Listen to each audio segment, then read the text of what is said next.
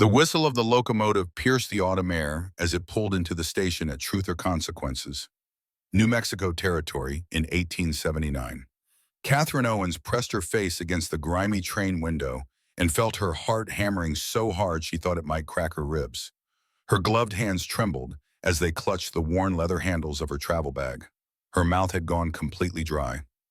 Outside on the platform, strangers milled about in the afternoon sun. Rough-looking men in dusty clothing and wide-brimmed hats.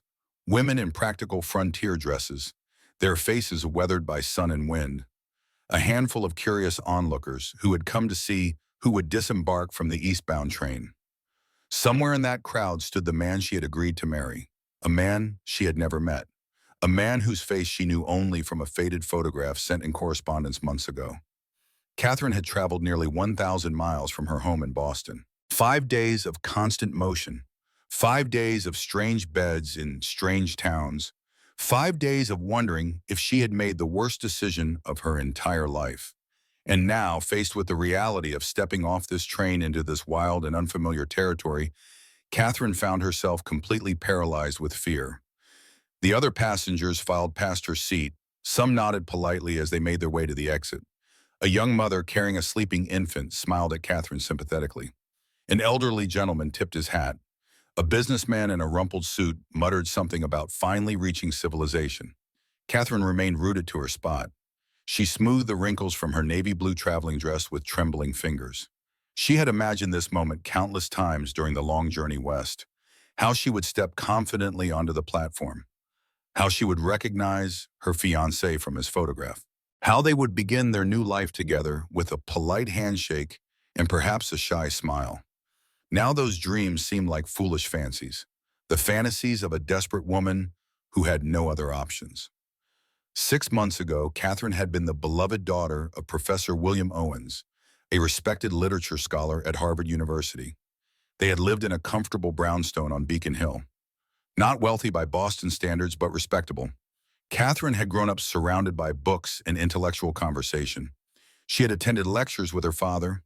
She had dreamed of perhaps becoming a writer herself someday. Her mother had died of influenza when Catherine was 16. The loss had been devastating, but Catherine and her father had grown even closer in their shared grief.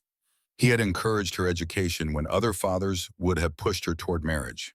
He had taught her himself when the schools would not accept women in their advanced classes. He had treated her as an intellectual equal, discussing philosophy and literature and politics over their evening meals.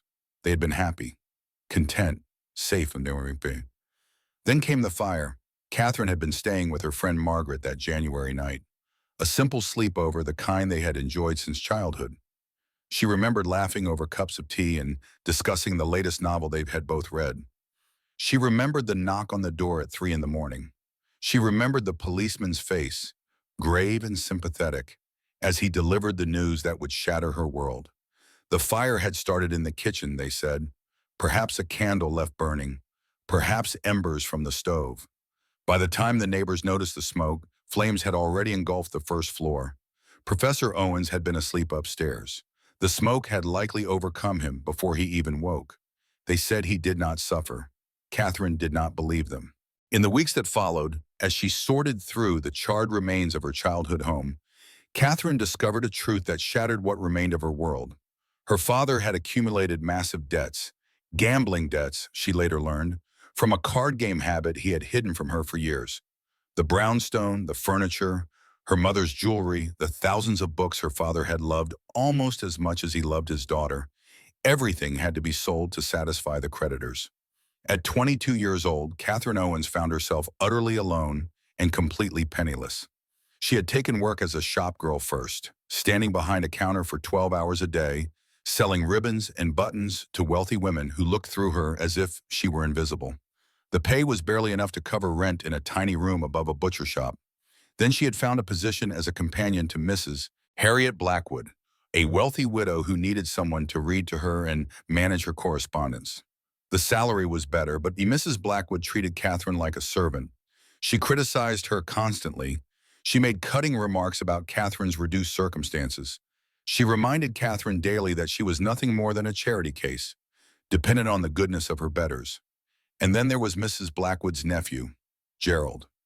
Gerald visited his aunt every Sunday afternoon.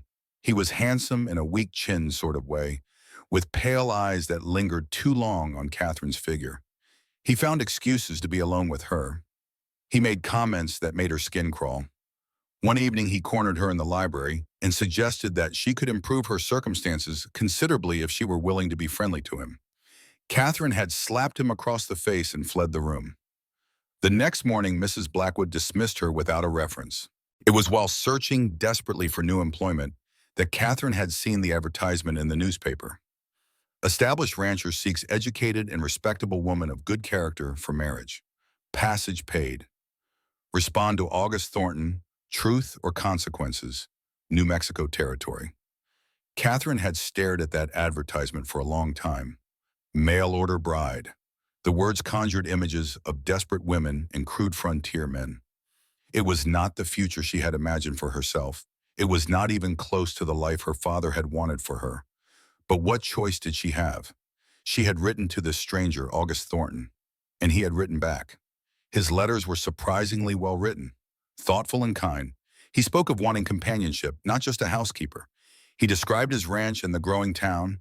He asked about her interests and her education.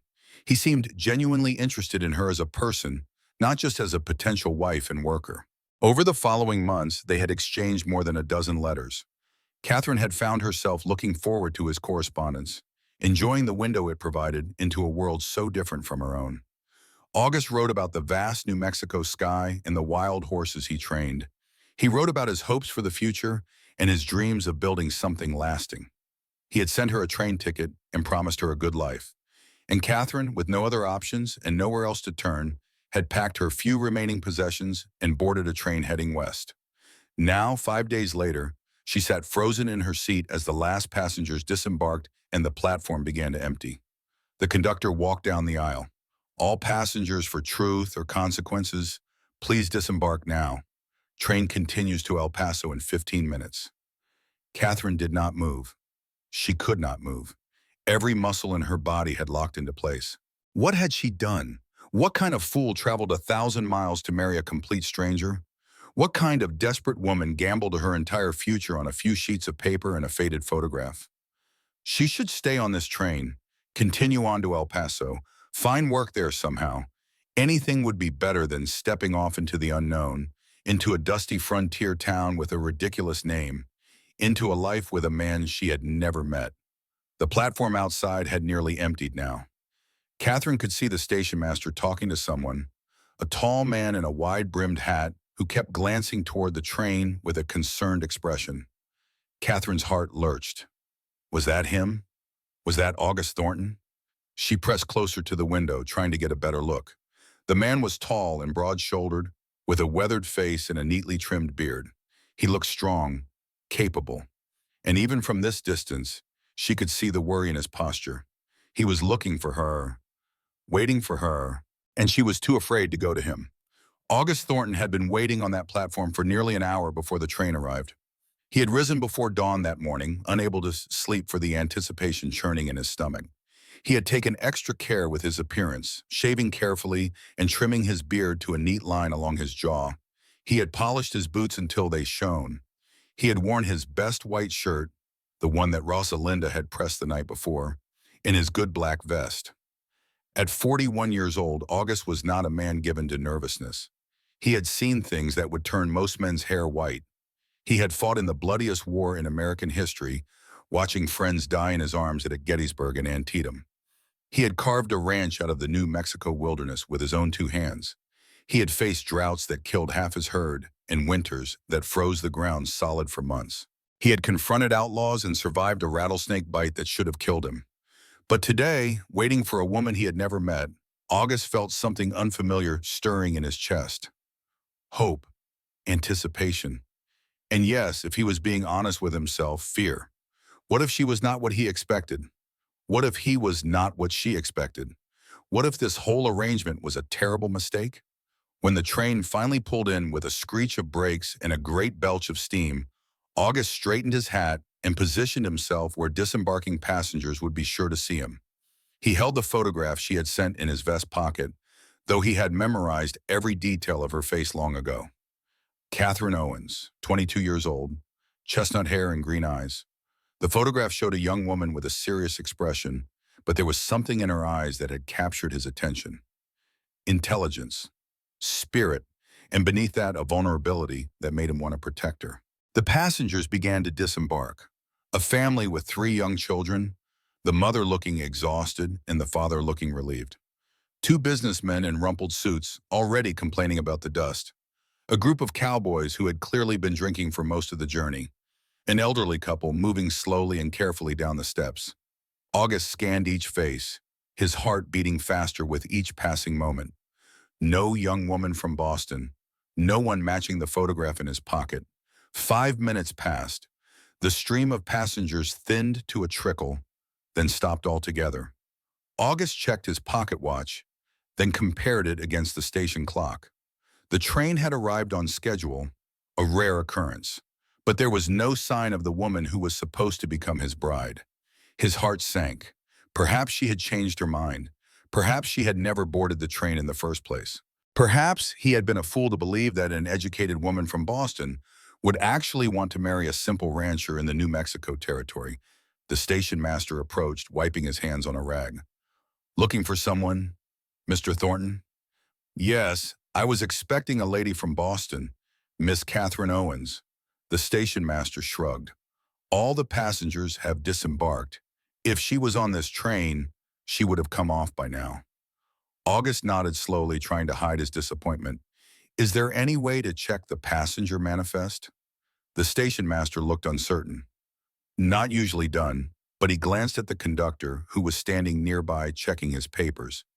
"Jim, you have a Miss Owens on your list?" The conductor flipped through his documents. "Yes, sir. Ticket from Boston to Truth or Consequences.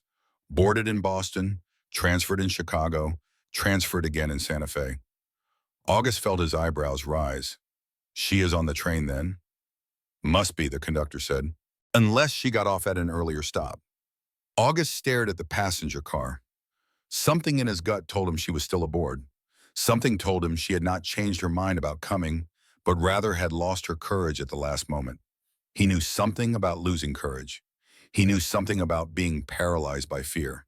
He had seen it in the eyes of young soldiers facing their first battle. He had felt it himself more than once in the darkest moments of the war. "May I go aboard and look for her?"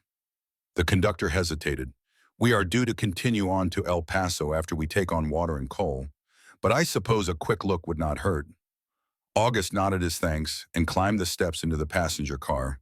The interior was warm and stuffy, smelling of coal smoke and unwashed bodies packed too closely together for too long. Most of the seats were empty now, their occupants having gratefully escaped into the fresh air outside. But toward the rear of the car, August spotted a solitary figure, a young woman in a navy blue dress. Her head was bent, her face hidden. Her gloved hands were clasped tightly in her lap. A small bag rested at her feet. August approached slowly, not wanting to startle her. His boots made soft sounds on the wooden floor of the train car.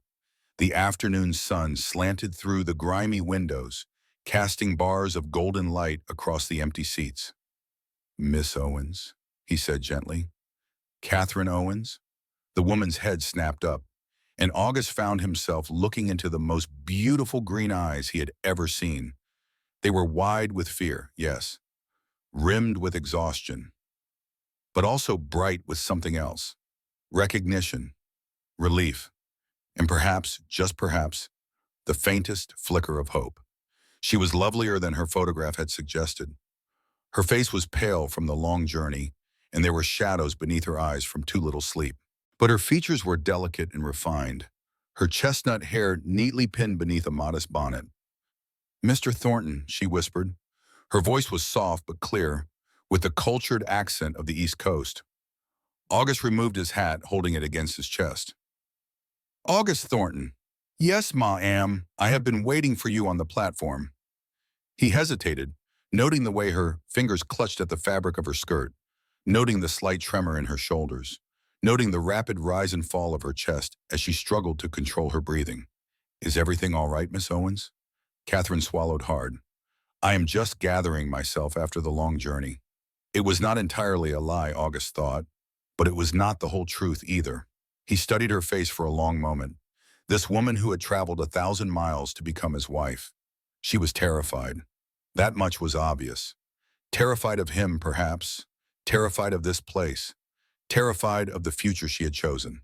August made a decision in that moment, a decision that would define everything that came after.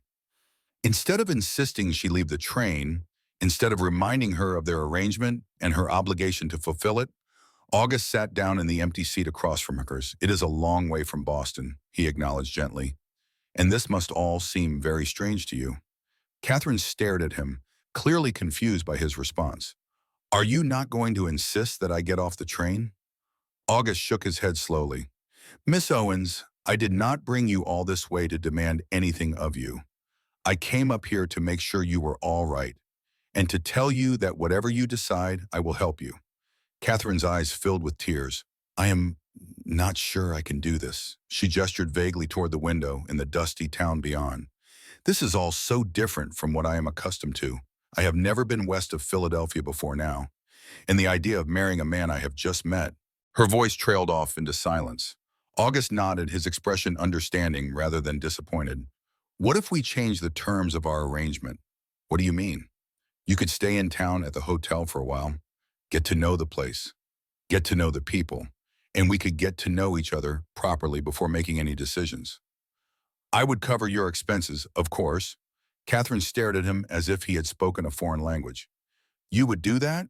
You would let me stay in town? With no obligation?" August smiled gently. "I want a partnership, Miss Owens, not a prisoner." The train whistle blew, sharp and sudden. The conductor called down the aisle. "5 minutes to departure. All aboard who is coming aboard." August stood and extended his hand toward Catherine. "It is your choice," he said quietly. "You can continue on this train if that is what you truly want, or you can give truth or consequences a chance. Give me a chance." Catherine looked at his outstretched hand, large and calloused from years of hard work, steady and patient. She looked at the window and the dusty platform beyond, at the mountains rising in the distance, at the vast blue sky stretching endlessly overhead. She looked at the future she had feared so desperately, and then, slowly, trembling, she placed her hand in his. "I will stay," she said softly, "at least for a little while." August's smile transformed his weathered face. "Welcome to truth or consequences, Miss Owens." The first thing Catherine noticed when she stepped off the train was the sky. In Boston, the sky had always seemed far away, hidden behind tall buildings and church steeples and the constant gray haze of coal smoke that hung over the city. Even on the clearest days, the sky felt like a ceiling, something to glance at occasionally rather than something to marvel at. But here in New Mexico, the sky was enormous, overwhelming. It stretched forever in every direction, a brilliant blue canvas dotted with white clouds that seemed close enough to touch. Catherine found herself tilting her head back and staring upward, momentarily dizzy from the sheer vastness of it all.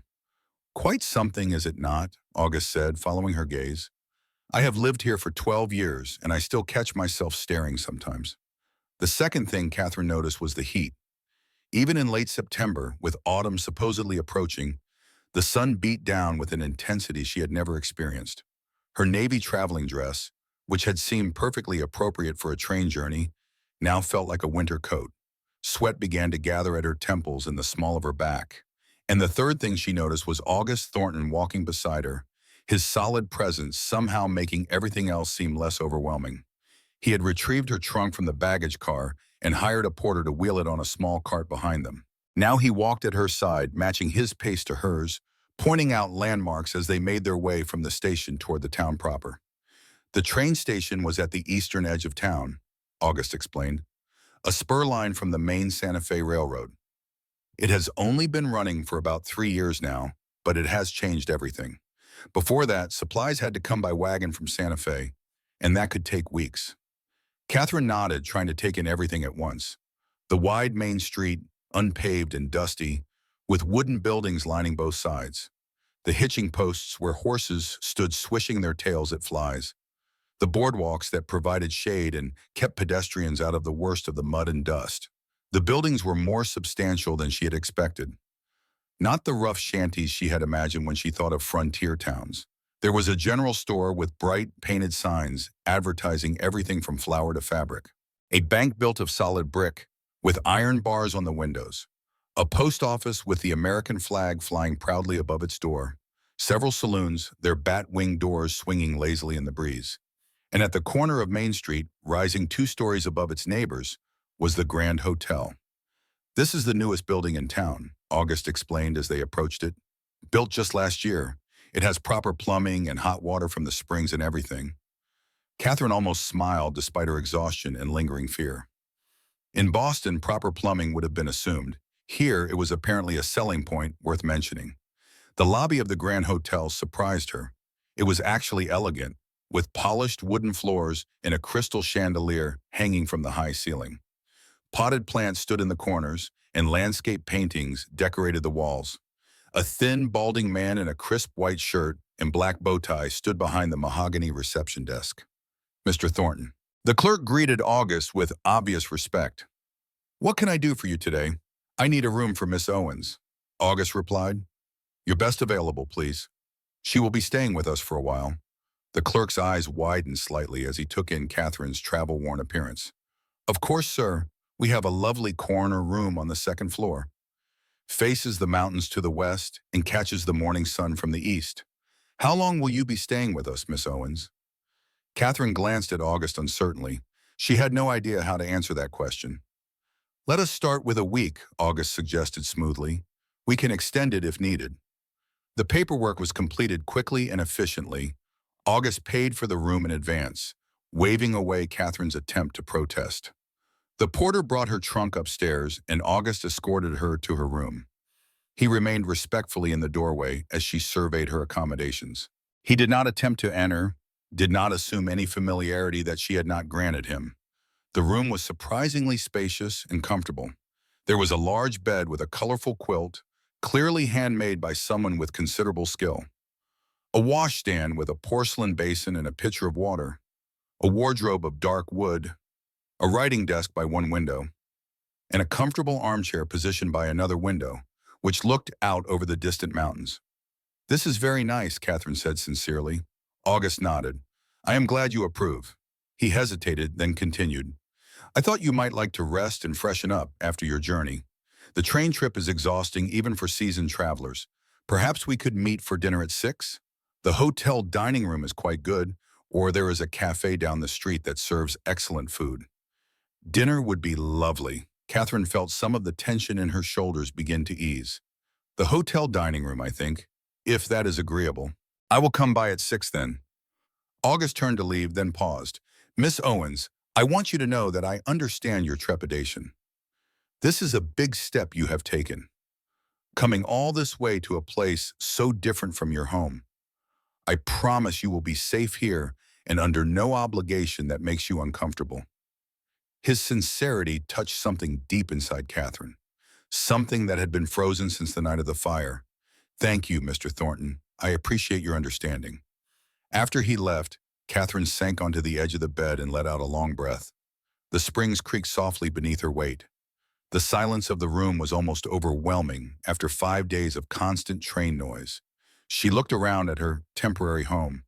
The afternoon sun slanted through the windows, casting warm rectangles of light on the wooden floor. Dust motes danced in the beams.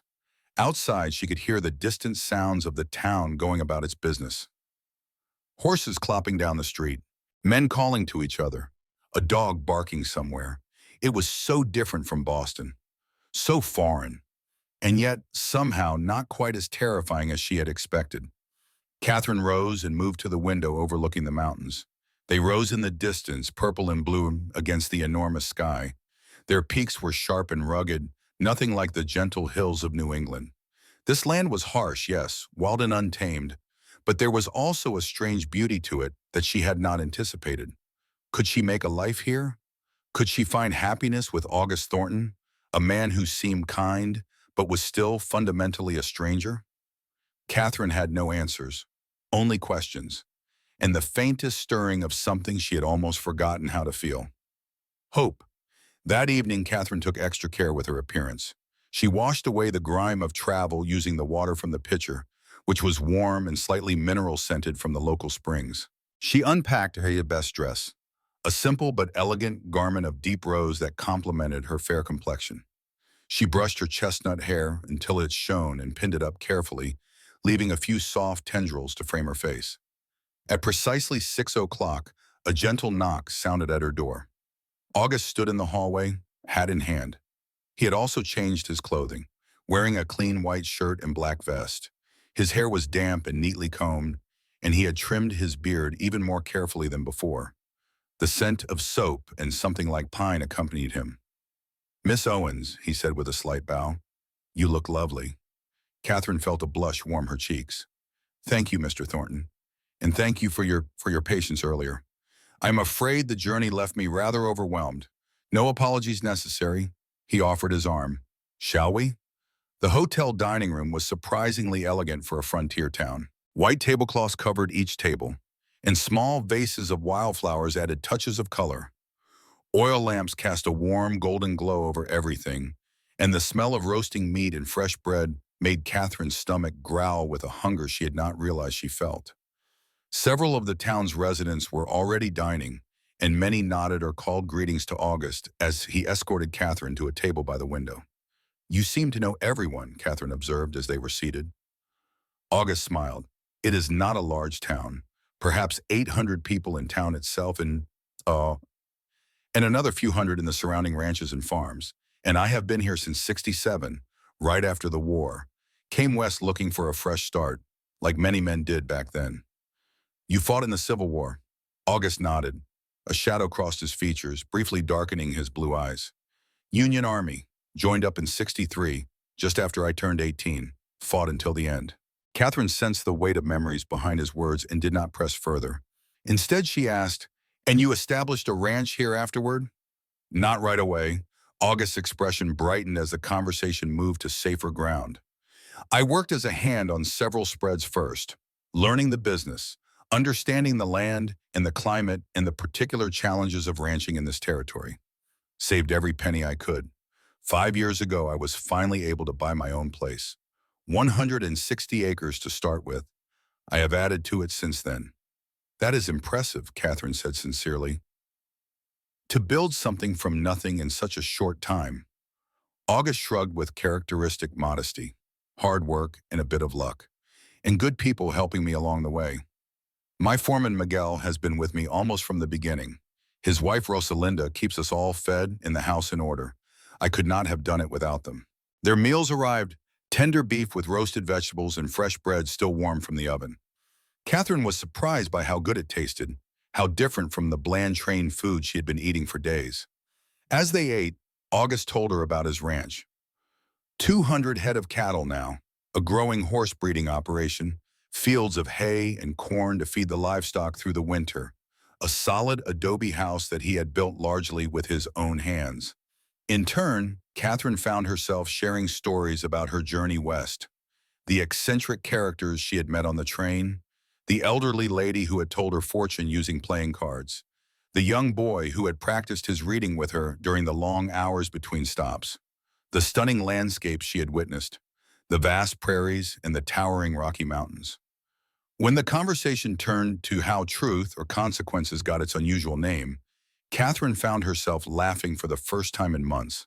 "The story goes," August explained, leaning forward with a twinkle in his eye, "that about 10 years ago there was a famous dispute between two of the founding families, the Clarks and the Simmons. They were neighbors, you see, and there was always tension between them over land and water and cattle. What happened? Old Jedediah Clark accused Hiram Simmons of stealing his horses. 4 prize mares went missing one night, and Jed was convinced Hiram had taken them. Hiram denied it flatly, said Jed was trying to ruin his good name and drive him out of the valley." Catherine leaned forward, genuinely intrigued. "Was it true? Did Simmons steal the horses?" August smiled. "That is where it gets interesting. The whole town took sides. Half the people believed Jed, half believed Hiram. Families stopped speaking to each other. The general store had to put up a partition down the middle, so Clark supporters and Simmons supporters would not have to look at each other while shopping. It sounds like it nearly tore the town apart. Very nearly. Things were getting ugly. There was talk of gunfights and arson. Finally, the local judge, a colorful character named Judge Parker, got fed up with all of it. He called a town meeting in the church one Sunday afternoon. And what happened? Judge Parker stood up in front of everyone and announced that he was renaming the town. From that day forward, it would no longer be called Hot Springs. It would be called Truth or Consequences. Because, as he put it, in this place, a man will either tell the truth or face the consequences of his lies. Catherine laughed with genuine delight. That is marvelous. Did the name stick? It did, partly as a joke, partly because folks respected the judge's no-nonsense approach to justice, and partly because, well, the name just seemed to fit. What happened to the horses? August grinned. Turned out they had wandered off through a broken fence and were grazing happily in a canyon about 5 miles away. A group of children found them while playing. Neither Jed nor Hiram was guilty of anything except being too stubborn to admit they might be wrong. Catherine laughed again, and something warm uncurled in her chest. This place was strange, yes, different from anything she had ever known. But there was something appealing about a town that would rename itself over a dispute about horses. Something human and real and honest. Perhaps Truth or Consequences was exactly where she was supposed to be. The week that followed was unlike anything Catherine had ever experienced. True to his word, August devoted himself to showing her Truth or Consequences and its surroundings. He arrived at the hotel each morning at 10 o'clock precisely, hat in hand, with a plan for the day that seemed designed to introduce her gently to her new world. On the second day, he took her to explore the shops along Main Street. Catherine was introduced to the proprietors and their wives, all of whom greeted her with genuine frontier hospitality that put Boston society to shame. At the general store, Mrs. Henderson, a plump woman with rosy cheeks and kind eyes, pressed a peppermint stick into Catherine's hand and insisted she take it free of charge. "Any friend of Mr. Thornton is a friend of ours," Mrs. Henderson declared. "He is one of the good ones, that man. Helped my husband repair our roof last spring when he threw out his back. Would not take a penny for his trouble." At the dress shop, Miss Eleanor Pierce, a slender woman with silver-streaked hair and an elegant manner, showed Catherine the latest patterns from back east. Miss Pierce had come from Philadelphia 20 years ago, she explained, and she still received the fashion magazines regularly. "The styles may arrive a few months late," Miss Pierce admitted with a wry smile. "But we frontier women deserve to look just as fine as our Eastern sisters, do we not?" At the bookshop, which was really just a corner of the newspaper office, the editor and proprietor, Mr. Samuel Wright, lit up when he learned that Catherine was the daughter of a Harvard professor, a scholar and a lady. Mr. Wright pumped her hand enthusiastically. Truth or Consequences could use more educated folk. Too many people out here think books are just for starting fires. "No offense, August. None taken," August replied with a grin.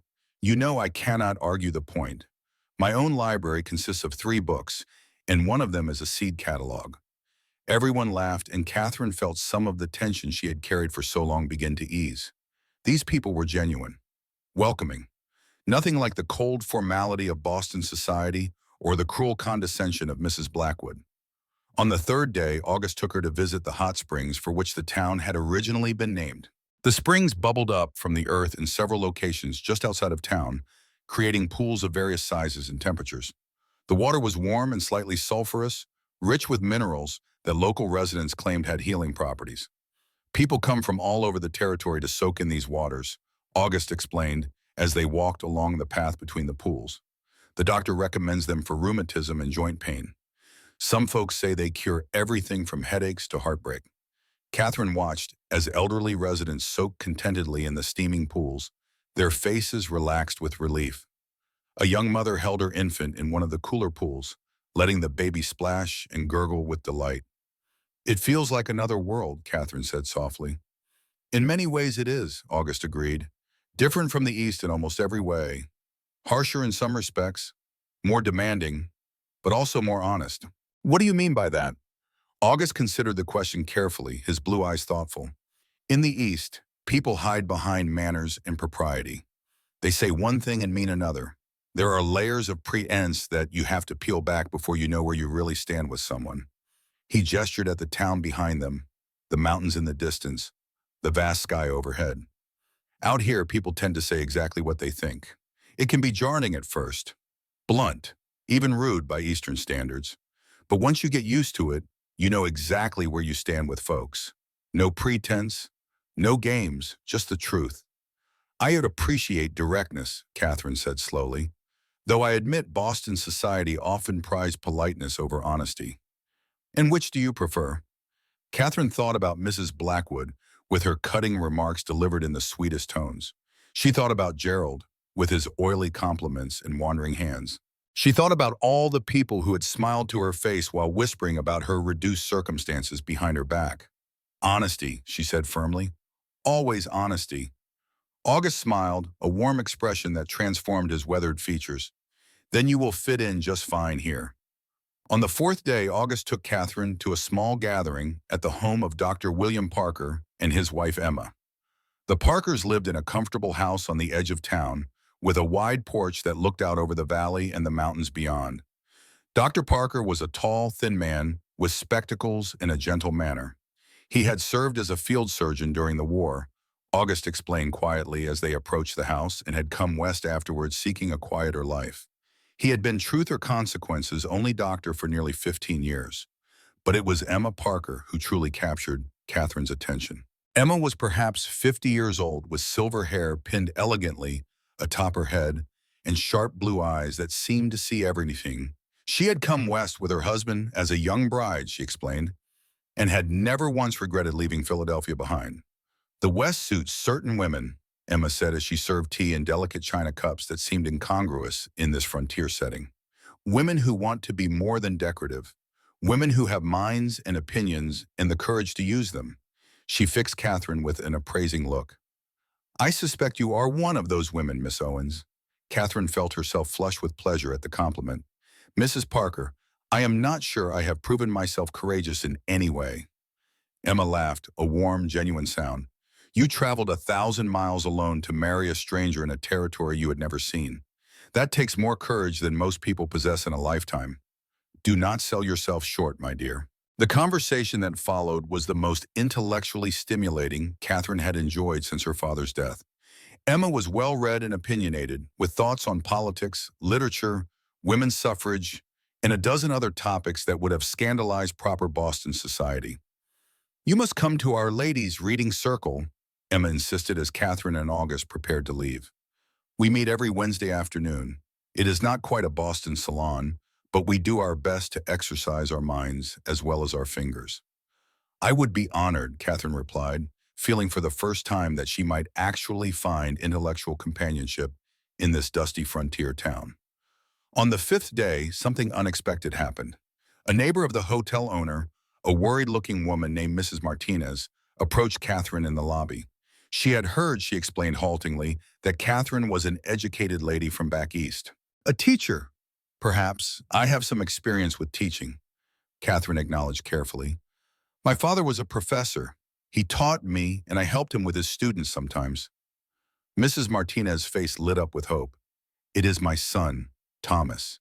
He is 12 years old and struggles terribly with his reading. The school teacher we had before gave up on him, said he was lazy or stupid. But Thomas is not stupid, Miss Owens. I know he is not. He just learns differently somehow. Catherine's heart went out to this worried mother. She remembered the students her father had helped, the ones who did not fit the standard mold. Some of the brightest minds, her father had always said, simply work differently than others. Bring Thomas to see me this afternoon, Catherine said. I will see what I can do. Thomas Martinez was a small boy with dark hair and anxious brown eyes. He sat across from Catherine in the hotel parlor, his hands twisting nervously in his lap, clearly expecting to be scolded or dismissed. Instead, Catherine asked him to read a simple passage from a book she had brought with her. What she observed confirmed her suspicions. Thomas did not lack intelligence. Far from it. His eyes were bright and curious, and he asked thoughtful questions about the story. But he reversed letters consistently. Seeing B as day and P as Q, numbers gave him the same trouble. His brain simply processed symbols differently than most people's did. Catherine had seen this before. Her father had called it word blindness and had developed techniques to help students who suffered from it. For the next hour, she worked with Thomas, teaching him to trace letters with his finger as he read them, to use his hands as guides along the page, to sound out words syllable by syllable in a rhythm that his brain could follow. By the end of the session, Thomas had read an entire paragraph correctly, something he had never managed before. "I did it," he whispered, his eyes wide with astonishment. "I really did it." "Yes, you did," Catherine said warmly, "and you will do it again tomorrow, and the day after that, until reading becomes as natural as breathing." Thomas's mother wept with gratitude. Word spread quickly through the town. By the end of the week, 3 other parents had approached Catherine about tutoring their children. "You have a gift," August observed that evening as they walked along Main Street after dinner. "The way you worked with young Thomas was remarkable." "I have never seen anything like it." Catherine felt warmth bloom in her chest at his words. "My father believed that education was the greatest gift one could give another person. He taught me to see past the surface, to understand that every student learns differently and deserves a chance to succeed." August nodded thoughtfully. "The town has been without a proper teacher 4 months. The last one married a minor and moved to Colorado. The schoolhouse has been sitting empty.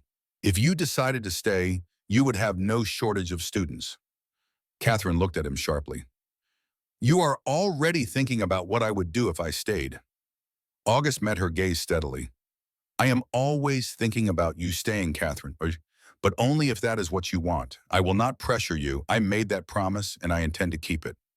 They walked in silence for a few moments, their footsteps synchronized on the wooden boardwalk. The sun was setting, painting the sky in shades of orange and pink and gold. The mountains in the distance had turned purple against the brilliant sky. "May I ask you something personal?" Catherine said finally. "Of course. Why did you place that advertisement for a bride? You are clearly respected in the community. Successful in your business. Surely there must be eligible women here or in the surrounding territories." August was quiet for so long that Catherine wondered if she had overstepped. Finally, he spoke. "There are not many unmarried women in the territory, to be honest. Most are spoken for quickly, but that is not the whole reason." "What is the whole reason?" August stopped walking and turned to face her. In the fading evening light, his blue eyes were intense and honest. "I wanted someone who chose to come here. Someone who wanted the life I could offer, but was not desperate for it. Someone educated, independent-minded. Someone I could talk with, not just provide for." He paused, seeming to search for the right words. "When I received your first letter, I knew you were different from the others who had responded. You did not just tell me what you thought I wanted to hear. You asked questions. You expressed concerns. You shared your thoughts about books and ideas. You seemed real." Catherine felt her heart beating faster. The vulnerability in his admission touched her deeply. "That is perhaps the nicest thing anyone has ever said to me. It is simply the truth." They resumed walking, but something had shifted between them.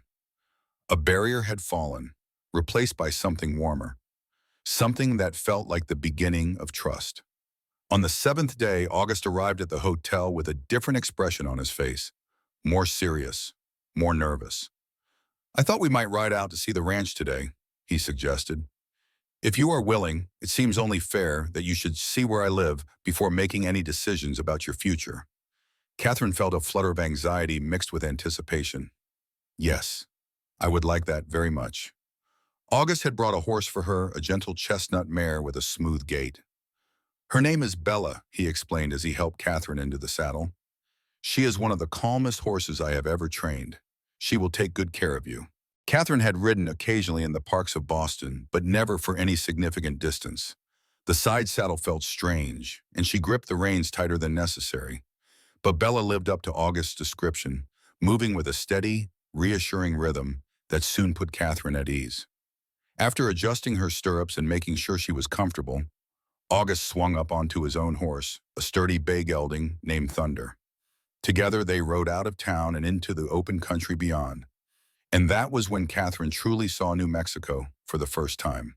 The landscape was unlike anything she had ever imagined. Rolling plains stretched to the horizon, covered with golden grass that rippled in the breeze like waves on an ocean. Rocky outcroppings jutted up unexpectedly, their surfaces worn smooth by wind and time. Yucca plants raised their spiky arms toward the sky. Juniper trees dotted the hillsides, their gnarled branches twisted into shapes that seemed almost artistic. And everywhere, in every direction, the sky stretched endlessly overhead.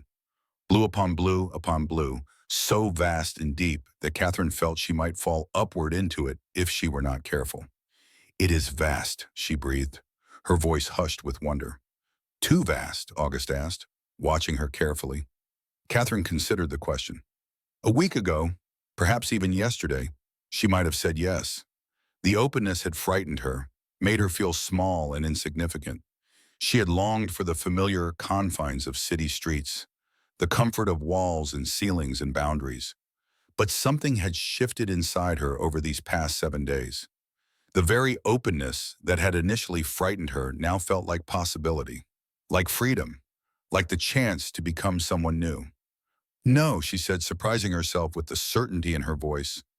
"Not too vast, just different, beautiful in its own way."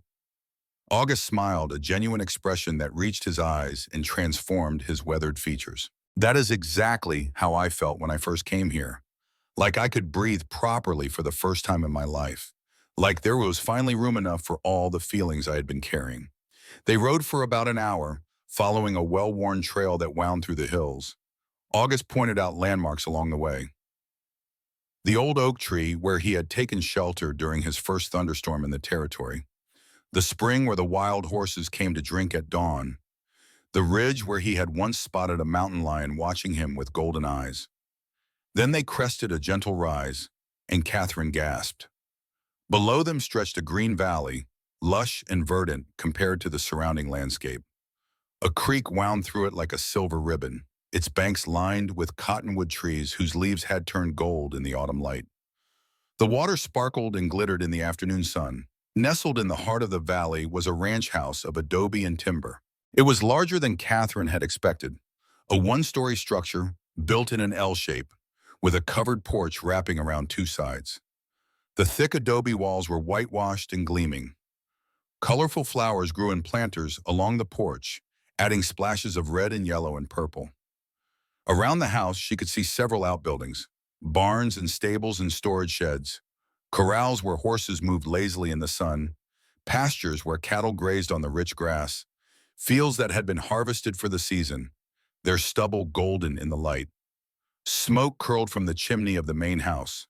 A dog ran out as they approached, barking excitedly. Chickens scratched in a fenced yard. Everything spoke of life and productivity and care. "Thornton Ranch," August said, and Catherine could hear the pride in his voice. "It is not fancy by Eastern standards, but it is solid. The creek never runs dry, even in drought years. The valley catches more rain than the surrounding land. And the soil is good for growing." "It is beautiful," Catherine said softly, and she meant it. As they rode closer, two people emerged from the house to greet them. A man and a woman, both clearly of Mexican descent. The man was middle-aged with a dark mustache and an easy smile that crinkled the corners of his eyes. He wore practical working clothes, dusty from labor, but his bearing was dignified. The woman beside him was plump and pretty, with a round face and kind dark eyes. Her graying hair was pinned up neatly, and she wore an apron over her dress that suggested she had been cooking. "Miguel and Rosalinda Sanchez," August explained as they dismounted. "Miguel is my foreman and my right hand. I could not run this place without him. Rosalinda keeps us all fed and the house in order." Introductions were made with warmth and genuine welcome that put Catherine immediately at ease. Miguel bowed over her hand with old-world courtesy, his English accented but clear. "We have heard much about you, Miss Owens," Rosalinda said, embracing Catherine with surprising warmth. "Welcome to Thornton Ranch. We hope you will feel at home here." August gave Catherine a tour of the property, starting with the house. The interior was simple but comfortable. Sturdy furniture that looked handmade. Colorful woven rugs on the wooden floors. Windows positioned to catch the breeze in summer and the sun in winter. Everything was clean and well-maintained, clearly the work of people who took pride in their home. The main room was large and welcoming, with a stone fireplace that took up much of one wall. Catherine could imagine winter evenings spent before that fire, reading or talking or simply enjoying the warmth. The kitchen was well equipped and smelled of something delicious cooking on the stove. Rosalinda's domain, August said with a smile. She rules it with an iron spoon. There was a dining area with a long table that could seat a dozen people. Several bedrooms opened off the main hallway. August showed her everything except his own bedroom, which he indicated with a gesture but did not enter out of propriety. "It is lovely," Catherine said, and she meant it. The house felt like a home, not just a shelter, a place where people lived and worked and cared for each other. After the house, they visited the barns and stables. Catherine was introduced to the ranch's horses, sleek and beautiful animals that nuzzled August's pockets looking for treats. She met the cattle, sturdy creatures with brown coats and curious eyes. She saw the fields where hay and corn were grown to feed the livestock through the winter. August explained the operation of the ranch with evident passion. The breeding program he was developing for horses, the plans he had for expanding the cattle herd, the irrigation system he was building to make better use of the creek water. His knowledge and enthusiasm were infectious. Catherine found herself asking questions, genuinely interested in the answers. And with each answer, she found herself more and more able to envision a life here. By mid-afternoon, they had seen most of the ranch. Rosalinda insisted they stay for an early supper, and Catherine was glad to accept. Iran. The meal that followed was delicious. Tender beef stew with vegetables from the garden, fresh bread still warm from the oven, apple pie for dessert that melted in Catherine's mouth. But more than the food, Catherine enjoyed the conversation. Miguel told stories about the early days of the ranch when August had been a young man with more ambition than sense. August countered with stories about Miguel's pranks and mishaps. Rosalinda gently teased them both, her affection for these men evident in every word. They are like family, Catherine realized. Not just employer and employees, but people who truly cared for each other. As she and August rode back toward town in the golden light of late afternoon, Catherine was quieter than usual. Her mind was full of everything she had seen and felt. "What did you think?" August finally asked. Catherine considered her answer carefully. "I think you have built something remarkable. Not just the buildings and the land, but the sense of home, of belonging. The way Miguel and Rosalinda speak about you, it is clear there is mutual respect and genuine affection. That is rare and precious." August accepted the compliment with characteristic modesty. "They are like family to Mama. Miguel taught me most of what I know about ranching in this territory, and Rosalinda has been trying to fatten me up for years." They rode in silence for a few more minutes before Catherine spoke again. "August, may I ask you something personal?" "Of course. Why did you never marry before now? You have clearly been established here for years. Surely there were women who would have been interested." August was quiet for a long moment. His jaw tightened slightly, and Catherine saw something pass across his face. Pain, perhaps, or old grief. "There was one," he finally said. "A long time ago, back in '69, her name was Sarah. We were engaged to be married." "What happened?" August's voice was soft. "She took sick with fever. There was no doctor in town back then, and by the time we got one from Santa Fe, it was too late. She died in my arms on a Tuesday morning in May." Catherine felt tears prick at her eyes. "I am so sorry. It was a long time ago." August's voice softened further. "I buried myself in work after that. Building the ranch, expanding the herd. I told myself I did not need anyone else, that I was complete on my own." And now August looked at her directly, his blue eyes open and vulnerable. "Now I find myself hoping for something more. Not to replace what I lost. That would be impossible. But to build something new, something different. A future with someone who might want to share this life I have created." Catherine felt her heart beating faster. The late afternoon sun painted the landscape gold and amber. The mountains in the distance glowed with borrowed light. "I think," she said slowly, "that might be a future I would want to share." August's smile was like the sun breaking through clouds. The following evening, August arrived at the hotel dressed more formally than Catherine had ever seen him. He wore a crisp white shirt, freshly pressed, a black vest with silver buttons, dark trousers and boots polished to a shine. He had trimmed his beard more carefully than usual, and his hair was neatly combed back from his face. The effect was striking. He looked distinguished and handsome in a rugged way that made Catherine's heart beat faster. "Good evening, Miss Owens," he offered her his arm. You look beautiful." Catherine had chosen her rose dress again, taking extra care with her hair, and even pinching her cheeks to give them color. She had not admitted to herself how much this evening meant to her, but she knew. "Thank you, Mr. Thornton." She took his arm. "Where are we going?" "It is a surprise."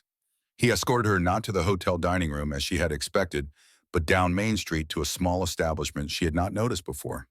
A painted sign above the door read, "Morales Restaurant" in elegant script. The interior was intimate and romantic. Only 6 tables, each covered with a white cloth and lit by candles in glass holders. The walls were decorated with colorful paintings of Mexican landscapes. Soft guitar music played from somewhere in the back. "This is a special occasion," August explained as they were seated at a table by the window. "Senor Morales only opens his restaurant on Saturday nights, and only by reservation. He was a chef in Mexico City before he came north. His food is extraordinary." "What is the special occasion?" Catherine asked.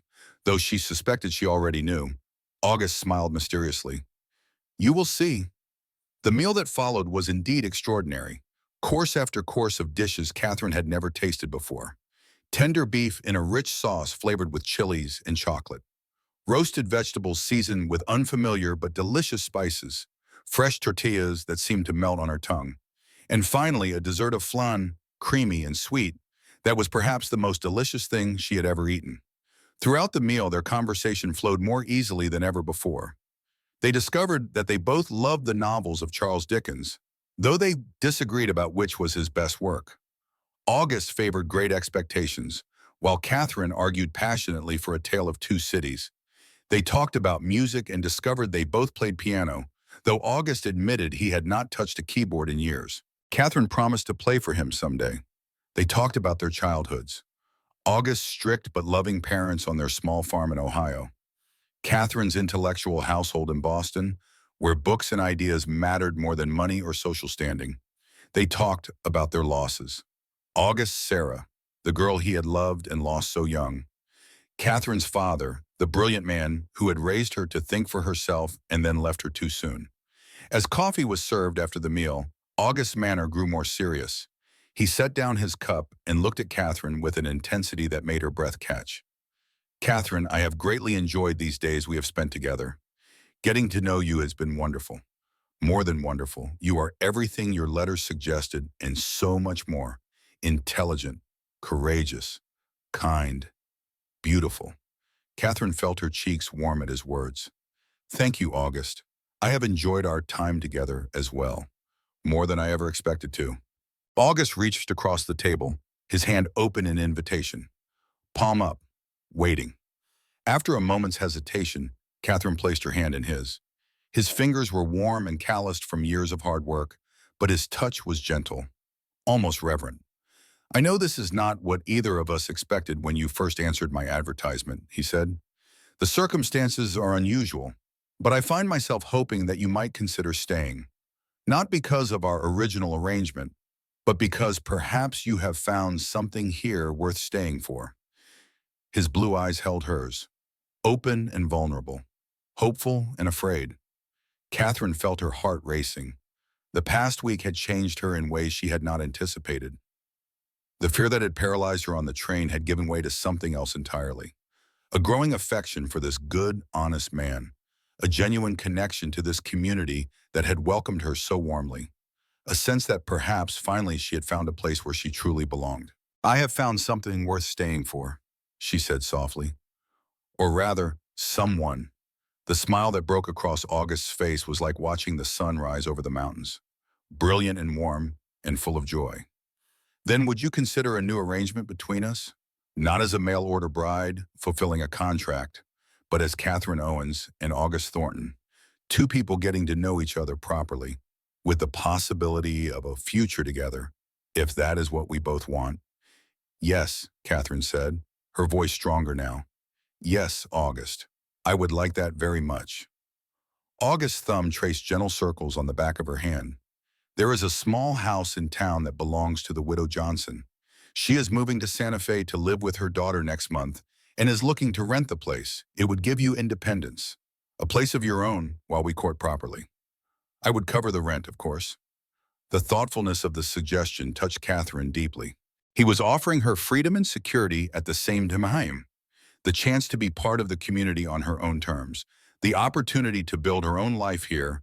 While they explored their growing feelings for each other, he was not trying to own her or control her. He was trying to give her choices. "That sounds perfect," she said. August lifted her hand and pressed a kiss to her knuckles. "Thank you," he said simply, "for giving this a chance, for giving me a chance."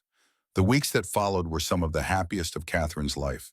She moved into the Widow Johnson's cottage, a cozy two-room house with a small garden in front and a view of the mountains from the back window.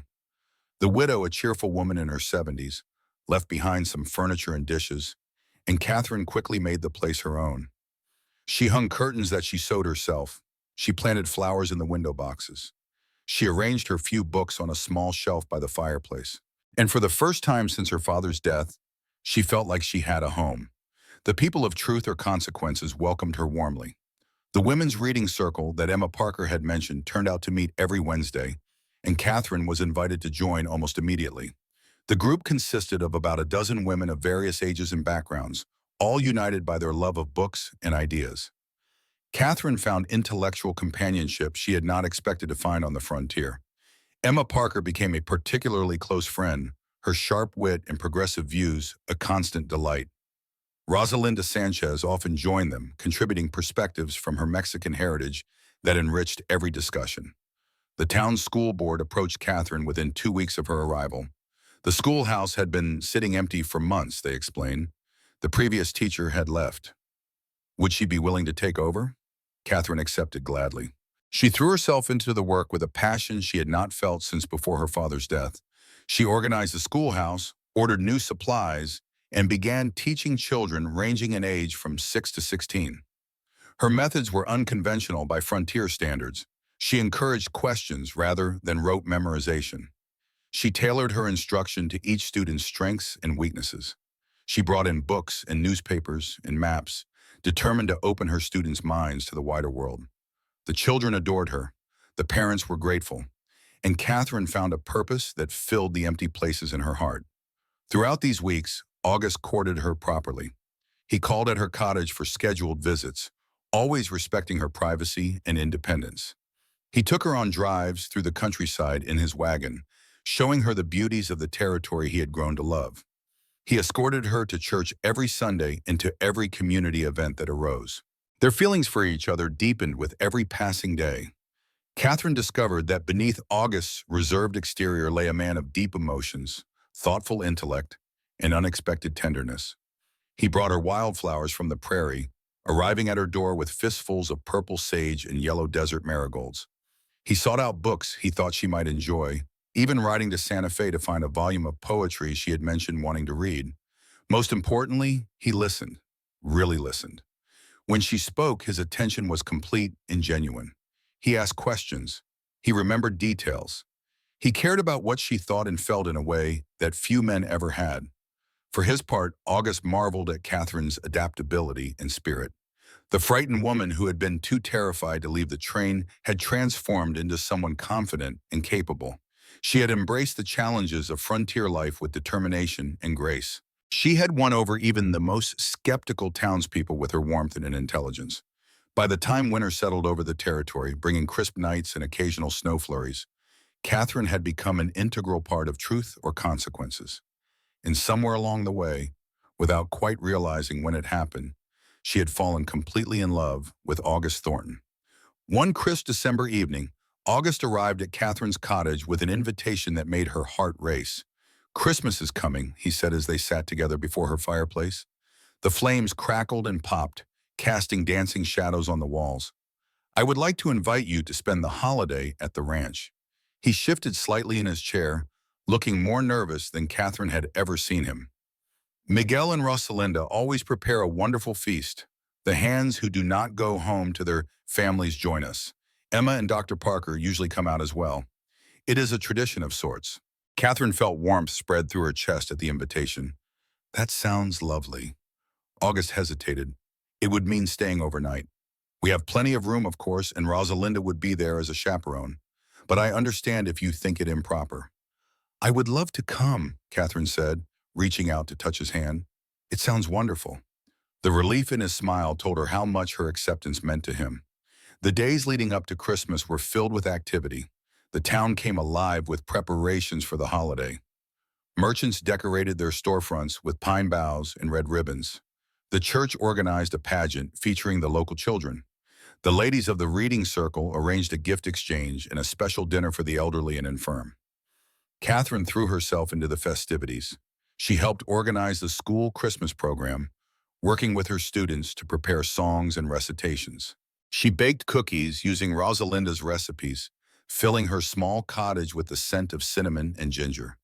She even knitted a scarf for August, staying up late by lamplight to finish it in time. On Christmas Eve morning, August arrived at her cottage with the wagon. The bed was filled with hay and covered with warm blankets against the December chill. Catherine climbed up beside him on the seat, and together they made the familiar journey to Thornton Ranch. The house had been transformed. Pine boughs decorated every surface, their fresh green scent filling the rooms. Red ribbons hung from the ceiling beams. Candles glowed in every window, their warm light visible from far down the valley. A fire roared in the great stone fireplace, filling the main room with warmth. But most impressive of all was the tree. A tall pine stood in the corner of the main room, decorated with strings of popcorn and cranberries, small candles in tin holders, and handmade ornaments that looked like they had been collected over many years. Rosalinda started the tradition when she and Miguel first came to work here, August explained. In her village in Mexico, they always had a decorated tree for Christmas. I thought it was the most beautiful thing I had ever seen. Catherine felt tears prick at her eyes. It is beautiful. The celebration that followed exceeded all her expectations. The ranch hands who had stayed for the holiday joined them for dinner. Young men far from home, they told stories and jokes and competed to see who could eat the most of Rosalinda's cooking. Miguel played his guitar, and his nephew accompanied him on the fiddle. They sang carols in English and Spanish, their voices blending in harmonies that echoed off the adobe walls. Emma and Dr. Parker arrived in late afternoon, their wagon loaded with presents and good cheer. Emma had brought a bottle of imported wine from Santa Fe, and they toasted to health and happiness in the coming new year. At some point during the evening, Catherine found herself at the small piano in the corner. She had not played in months, not since leaving Boston. But her fingers remembered the keys, and she began to play softly at first, then with more confidence. She played Silent Night, and the room grew quiet around her. She played O Holy Night, and Rosalinda wept openly. She played Joy to the World, and everyone joined in singing. When she finished, she looked up to find August standing in the doorway, watching her with an expression that made her heart feel too full for her chest. His blue eyes were bright with unshed tears and something else, something that looked very much like love. As the hour grew late, the hands returned to the bunkhouse, and the Parkers departed for town with promises to return for New Year. Miguel and Rosalinda retired to their small house near the main ranch house, leaving August and Catherine alone by the fire. "Happy?" August asked softly.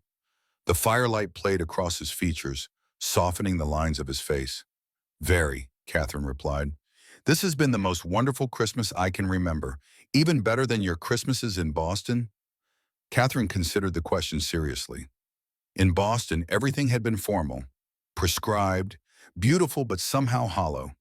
The decorations were always perfect, the food always elegant, the conversation always proper. But something had always been missing. "This feels real," she said finally. "It feels like home." August's expression softened. He reached into his pocket and withdrew a small wooden box, polished smooth and worn with age. "I have something for you," he said, his voice husky with emotion. "A Christmas gift, but also something more." Catherine's breath caught as he opened the box to reveal a ring, a simple gold band set with a single perfect pearl, creamy white and glowing in the firelight. "I know it is not a diamond," August said, suddenly uncertain. "Pearls are not as valuable or as fashionable, I suppose. But when I saw this ring, it reminded me of you. Beautiful, rare, formed through patience and strength." Tears spilled down Catherine's cheeks. "It is perfect," she whispered. "Absolutely perfect." August set the box on the small table beside them and took both her hands in his. His fingers were warm and strong and slightly trembling. Catherine Owens, he said, his voice steady despite the tremble in his hands. These past months have been the happiest of my life.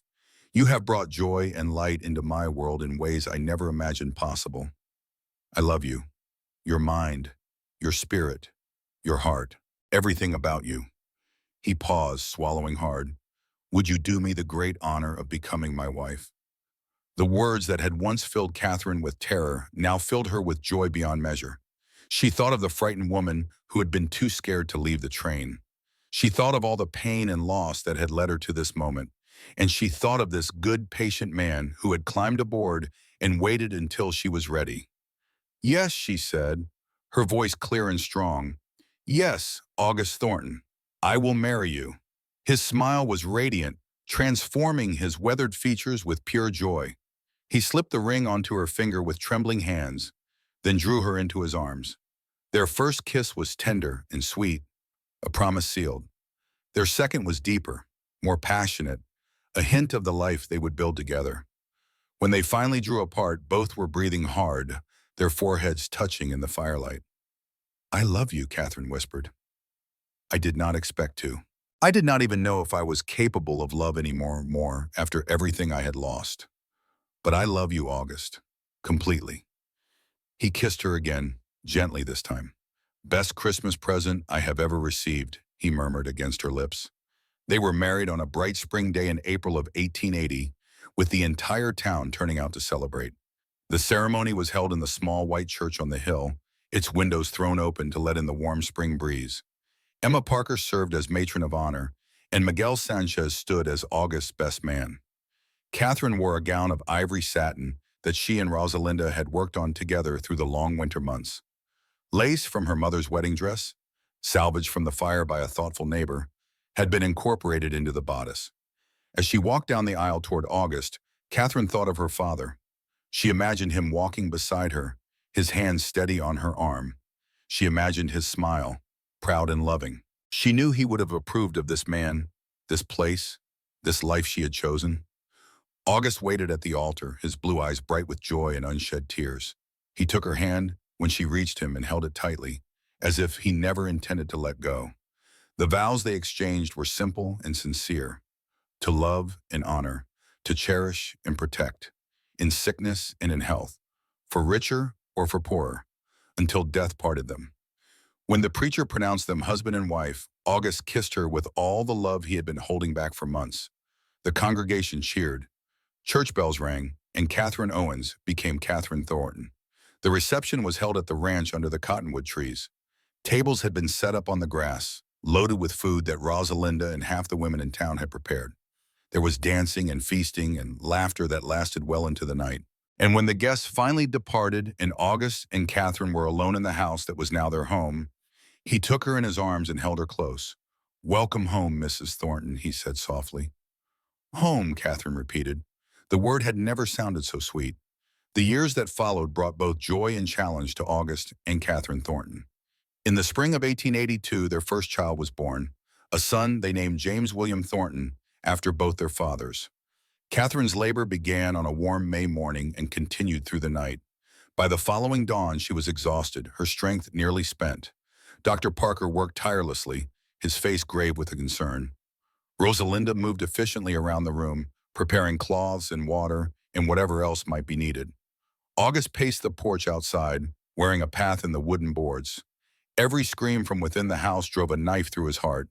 He had never felt so helpless in his life, not even during the war when death surrounded him on every side. Finally, just as the sun broke over the mountains, a baby's cry pierced the morning air. August burst through the door to find Catherine pale and exhausted against the pillows, but smiling. In her arms lay a tiny red-faced infant with a shock of dark hair and lungs powerful enough to wake the whole valley. "A son," Dr. Parker said, wiping his hands on a cloth. "Healthy and strong, but Catherine needs rest."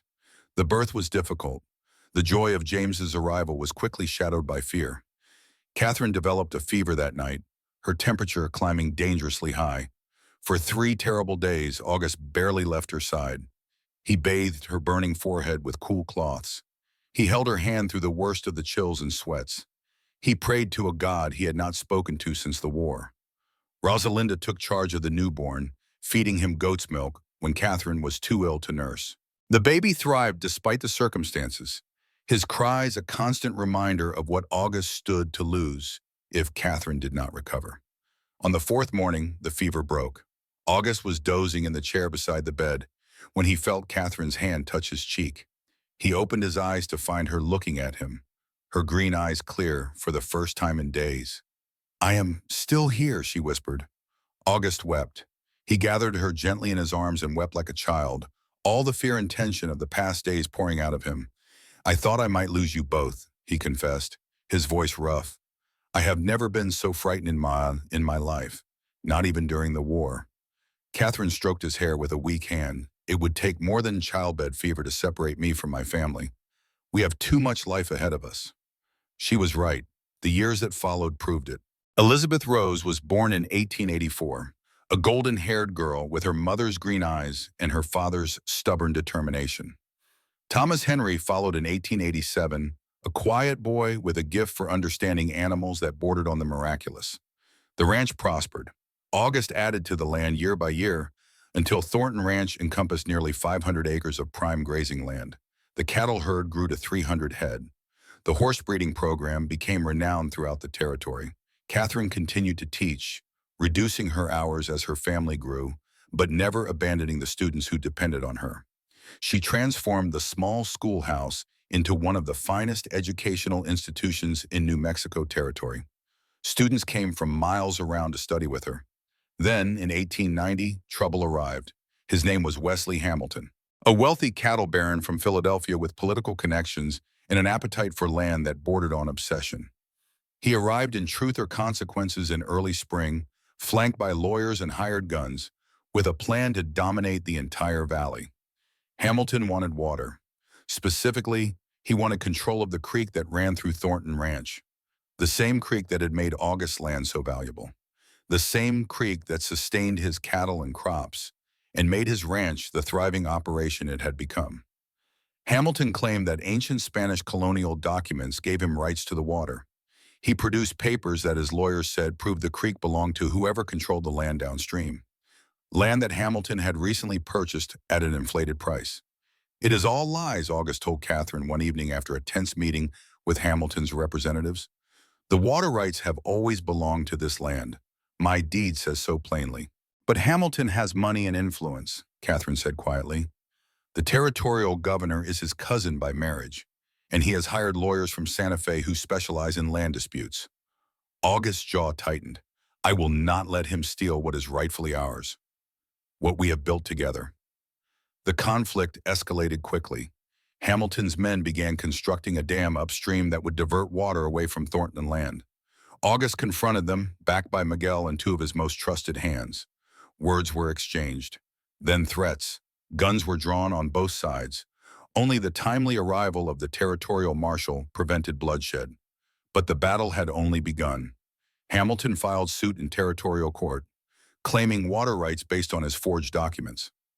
He hired three of the most expensive lawyers in Santa Fe. He spread rumors throughout the territory that August was a difficult man, unreasonable, perhaps even dangerous. Worse, he began buying up the mortgages of other small ranchers in the valley. One by one, families who had worked the land for decades found themselves facing foreclosure.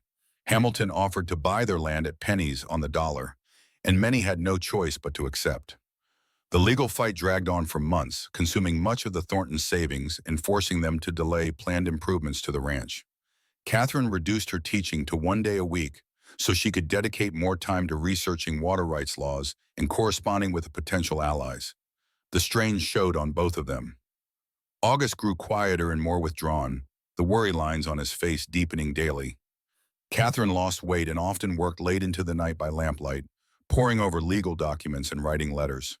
They tried to shield the children from the worst of their concerns, but James, now 9 years old, was perceptive enough to sense the tension. "Is something wrong with the ranch, Pa?" he asked one evening as he helped August mend a fence. "Are we going to have to leave?" August put down his hammer and gave his son's question the serious consideration it deserved. "We are having some troubles with a neighbor about water rights," he explained.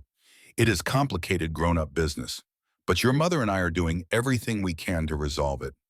"I could help more," James offered earnestly. I'm getting pretty good with the horses. And Miguel says I have a natural eye for spotting sick cattle.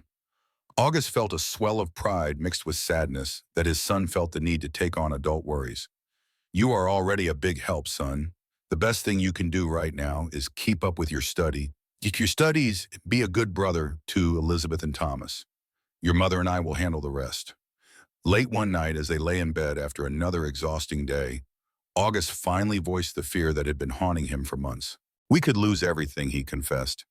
Hamilton has money and influence. We have only the truth and our reputation on our side. Catherine propped herself up on her elbow and looked at him fiercely, her green eyes blazing in the lamplight. Then we will fight with everything we have, she said. Miguel's cousin Ramon is a lawyer in Santa Fe. He knows territorial water law better than anyone. And I have been corresponding with Judge Wallace. He is an honest man who will not be swayed by Hamilton's bribes. August reached up to cup her face in his calloused hand. This is not what you signed up for when you agreed to marry a rancher in New Mexico territory. Catherine's eyes flashed with the fire that August had come to know and love. I signed up for a life with you, August Thornton, whatever that might entail. We have built this ranch together, raised our children here. I will not let some entitled Easterner take what is rightfully ours without a fight. The turning point came from an unexpected source. Rosalinda's elderly uncle, Don Eduardo, had lived in the valley since before the Mexican-American War. He was 92 years old, nearly blind, and spent most of his days sleeping in the sun. But his memory was sharp, and buried in a trunk in his small house were documents he had kept safe for more than 50 years. Spanish colonial land grants, original surveys, water rights allocations dating back to 1790. Real documents, not forgeries like Hamilton's.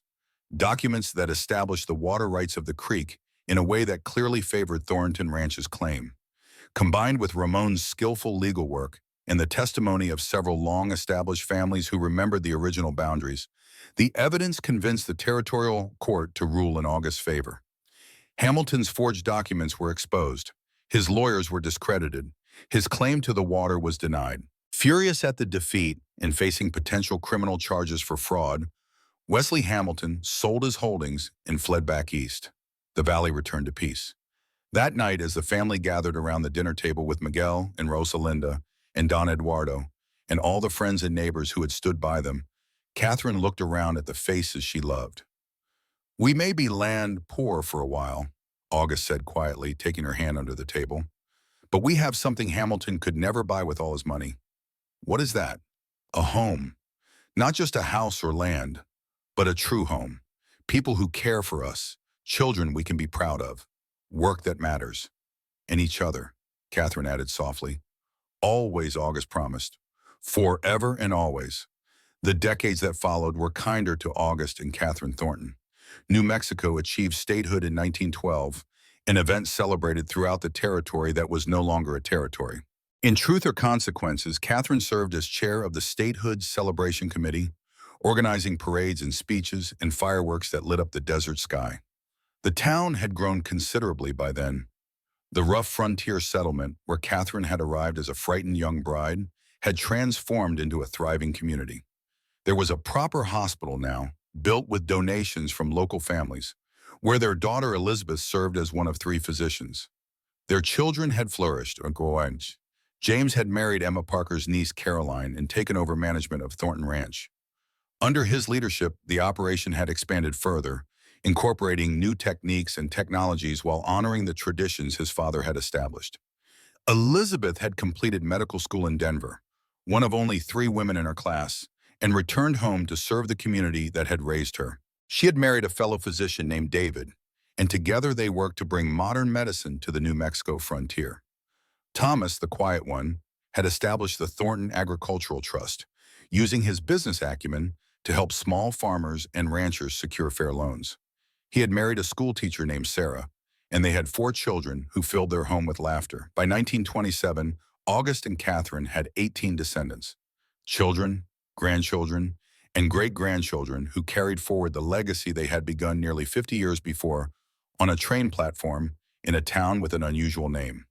That spring, August caught a chill while helping to search for a neighbor's lost child during an unseasonable storm. The child was found safe, huddled under a rock overhang, but August's chill developed into pneumonia. At 79, his body struggled to fight the infection. Catherine rarely left his side during the illness. For 2 weeks, she read to him when he was lucid, cooled his forehead when fever raged, and held his hand through the worst of the coughing spells. The roles of their early marriage had reversed, and now it was she who kept vigil, she who prayed, she who refused to give up hope. The children came. James and Caroline took over the daily running of the ranch. Elizabeth monitored her father's condition with professional detachment that occasionally cracked to reveal the frightened daughter beneath. Thomas handled the correspondence, keeping distant family members informed. On a clear morning in April, with sunlight streaming through the bedroom window and the songs of meadowlarks filling the air, August opened his eyes. His gaze was clearer than it had been in days. He found Catherine dozing in the chair beside the bed, her hands still clasping his. Even in sleep, her face showed the strain of the long vigil. But to August, she had never looked more beautiful. "Catherine," he whispered. She woke instantly, years of motherhood having trained her to respond to the slightest sound. Her hands tightened on his as she leaned forward, hope and fear warring in her eyes. "August, how are you feeling?" "Better," he said, managing a weak smile. "The fever has broken, I think." Catherine pressed a trembling hand to his forehead, confirming that his skin was cooler than it had been. Tears of relief spilled down her cheeks, carving tracks through the exhaustion on her face. "Do not cry, my love," he said, reaching up with a weakened hand to brush a tear away. "I am not ready to leave you yet. We have more living to do." His recovery was slow but steady. By summer, he had regained enough strength to sit on the porch and watch the ranch activities, though he tired easily and required more rest than before. "You know," August said one evening as they watched the fireflies emerge in the gathering dusk, "I have been thinking about our story, how we met, how we built this life together. It deserves to be remembered. What do you propose? I think you should write it down." August took her hand in his, their fingers intertwining with the ease of 50 years of practice. "You have always had a way with words, and it is an unusual tale. A Boston lady too frightened to leave a train. A rancher who climbed aboard and waited. The life that grew from that strange beginning." The idea took root in Catherine's imagination. During August's convalescence, she began to write. In the quiet hours while he rested, she filled notebook after notebook with their story. Not just the beginning, but all that had followed. The courtship, the marriage, the births of their children, the struggles and triumphs, the love that had sustained them through it all. By the following spring, as August's health continued to improve and life at Thornton Ranch resumed its normal rhythms, Catherine had completed her manuscript. At Elizabeth's suggestion, she submitted it to a publisher in Santa Fe, not expecting much interest in the memoirs of an elderly ranch wife. To her astonishment, the publisher responded with enthusiasm. They saw in her narrative not just a personal story, but a valuable record of Western expansion and the role of women in frontier communities. Waiting for Catherine. A New Mexico love story was published in the autumn of 1928. The book found an audience far larger than anyone had anticipated. Readers were drawn to the authentic voice of a woman who had lived the transition from rough frontier days to modern statehood. They were moved by the love story at its heart. They were inspired by the courage and resilience that Catherine described. Letters arrived from across the country. Many came from women who had made similar journeys into the unknown. Others came from young people, inspired by the tale of two ordinary people who had built an extraordinary life together. The book made Catherine a minor celebrity in her final years. She was invited to speak at women's clubs and historical societies. Newspapers requested interviews. The governor of New Mexico presented her with a commendation for her contribution to the state's history. Through it all, August stood proudly by her side, telling anyone who would listen that his wife was the bravest woman he had ever known. On their 50th wedding anniversary in April of 1930, the town of Truth or Consequences held a celebration in honor of August and Catherine Thornton. The event was held at the community hall, which had been decorated with flowers and ribbons and photographs spanning 5 decades. The guest list included not only family and local residents, but readers of Catherine's book who had traveled from across the country to meet the couple whose story had touched their hearts. August was 83 now, his hair and beard completely white, his tall frame slightly stooped but still proud. He walked with a cane but refused any other assistance. Catherine was 75, her chestnut hair long since turned silver, her face lined with the years, but her green eyes still bright with the intelligence and spirit that had first captured August's heart. Standing before the assembled crowd, August's arms steady around Catherine's waist, they received the community's tribute with characteristic humility and grace. 50 years ago, August said, his voice still strong enough to carry through the hall, I waited on a train platform for a bride who never appeared. Instead of giving up, I climbed aboard that train and found a frightened young woman from Boston who could not quite bring herself to step into a new life. He looked down at Catherine, his blue eyes soft with love. I did not know then that I was meeting not just a potential wife, but my true partner, the love of my life, the mother of my children, and the heart of my home.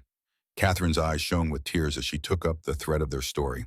And I did not know that the patient man who sat across from me, offering understanding instead of demands, would become the center of a life more fulfilling than anything I could have imagined. A life that taught me that courage is not the absence of fear. Courage is the willingness to step forward despite it. The applause was thunderous. Many in the crowd wiped tears from their eyes. Later, as the celebration continued around them, August led Catherine to a quiet corner of the garden outside. They sat on a bench beneath the cottonwood tree that had witnessed their wedding reception 50 years before. From here, they could watch their descendants through the windows of the hall, grandchildren and great-grandchildren playing together, their own children, now middle-aged, laughing with old friends. The community they had helped build, celebrating the life they had shared. We have been blessed, haven't we? August said softly, with time, with family, with each other. Catherine leaned into his embrace, feeling the familiar comfort of his arms around her. More blessed than I ever dreamed possible. And to think I almost let fear rob me of all this. But you did not, August reminded her. When it mattered most, you found your courage. You put your hand in mine and stepped off that train into a new life. Because you waited, Catherine said simply. You gave me time to choose, to decide for myself. That was the greatest gift anyone had ever given me. August pressed a kiss to her silver hair. And you gave me something even greater. A life worth living, a love worth fighting for. A home that will endure long after we are gone. Catherine looked around at the family they had created, the community they had helped build, the legacy that would continue through generations yet to come. This is what matters, she said softly. Not the struggles or the hardships, not the fears we overcame or the enemies we defeated. These people, this love, this life we built together from a chance encounter on a train. August nodded, his arm tightening around her. And it all started because I was stubborn enough to climb aboard and wait for a frightened woman who needed time to find her courage. Catherine smiled up at him, her green eyes bright with love. And because I was brave enough, eventually, to take your hand. As the sun set over the mountains they had watched together for half a century, August and Catherine Thornton held each other close. Two people who had journeyed so far together that words were often unnecessary. The night air carried the scent of sage and pinon pine. The sounds of laughter and music drifted from the celebration inside. Their family surrounded them. Their love endured. Do you remember what Judge Parker said when he renamed this town? Catherine asked softly. That a man will either tell the truth or face the consequences of his lies. Catherine nodded. I think perhaps he understood more than he knew. The truth is that love requires courage, and the consequence of that courage is a life well lived. August smiled and kissed her gently. I love you, Catherine Thornton, today and always. And I love you, August Thornton, forever and always. They sat together in comfortable silence as the stars emerged one by one in the vast New Mexico sky. The same sky that had overwhelmed Catherine with its vastness on her first day in Truth or Consequences. The same sky that had become, over 50 years, as familiar and beloved as her husband's face. Somewhere in the distance, a meadowlark sang its evening song. And in a garden in a town with an unusual name, two people who had found each other against all odds sat together and watched the night unfold, grateful for every moment of the life they had built. A life that had begun with patience and trust. A life that had been strengthened by challenges overcome together. A life that would be remembered and celebrated for generations to come.